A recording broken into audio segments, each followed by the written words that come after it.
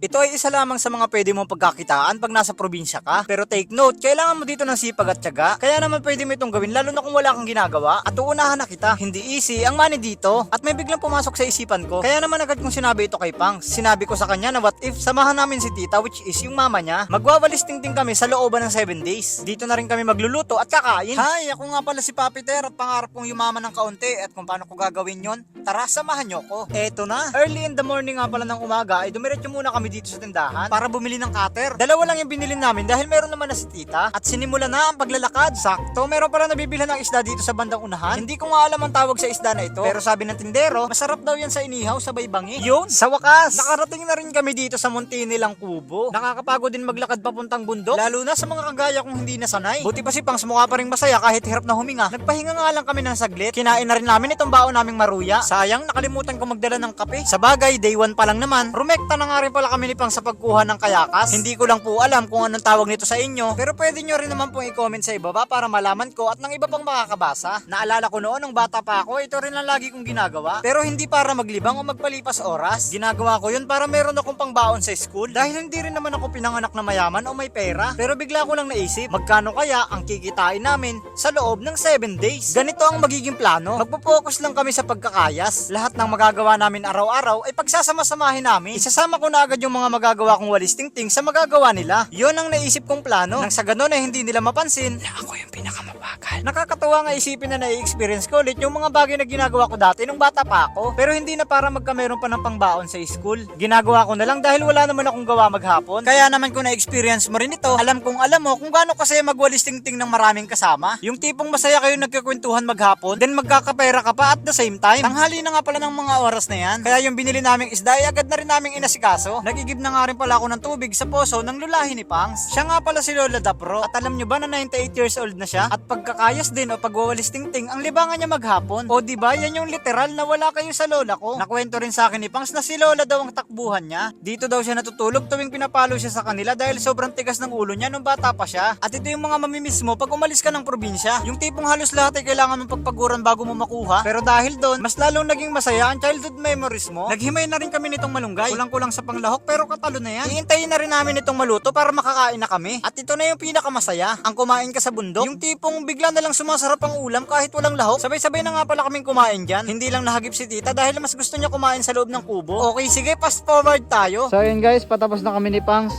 Bale, ito nga pala yung kinayas ni tita. Ang dami oh. Tapos ito naman yung sa amin dalawa ni Pangs. Ayan oh.